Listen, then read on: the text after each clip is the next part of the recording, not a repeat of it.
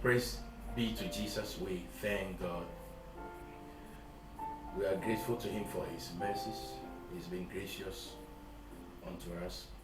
Genesis chapter 3, verse 7. Then the eyes of both of them were opened, and they knew that they were naked, and they sewed fig leaves together and made themselves coverings. The eyes of both of them were open. Adam in the garden was not blind. He had physical eyes, he could see. Adam had spirit, his eye, the eye of his spirit was open because he could engage God.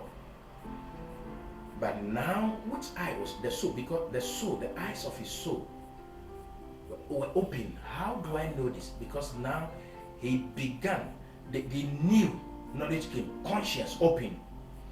And the soul, Adam now had the intelligence to sew something to cover himself. So his thinking open. Why would God shut out the eye of somebody on the eyes of the soul? The man began to know he was naked, but he didn't know. He began to know nakedness for the first time. Why? Because in the plan of God, God breathed the breath of life into man.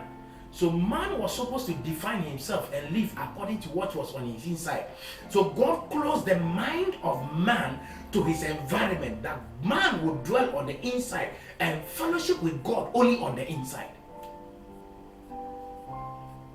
Now his eyes opened and he began to do things for himself. He began to seek his own protection. I pray you don't get there. Because God wanted man to operate only by the spirit and not through the soul. He began to put covering on himself, that he saw he was naked because something opened.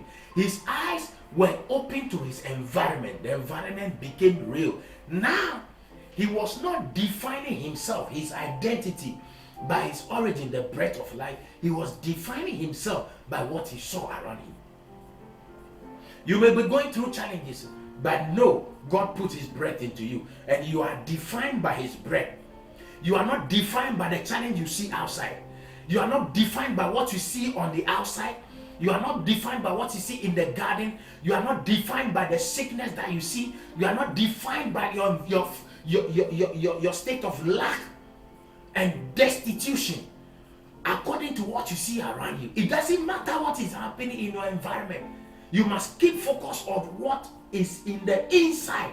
That is what defines you, and that is what might give you potential, and that is what might give you your vocation, your movement, and must drive you to your destiny. The moment you start thinking about what is around you, you lose your identity. Adam began to move by what he saw on the outside, but God planned that he moved from the inside. God closed his eyes by something open, and he began to do things for himself. Your protection is in God. You don't seek your own protection. If the eyes of Adam were not open, he wouldn't have sought his own protection. May God keep your soul shut. If you must operate by your soul, it must be informed by your spirit. I pray that God will draw you in. I pray that you listen to the inside. I pray that from today, your situation will not give you an identity. It may be negative, but it is positive on the inside. This is Pastor Edamadum, and God bless you.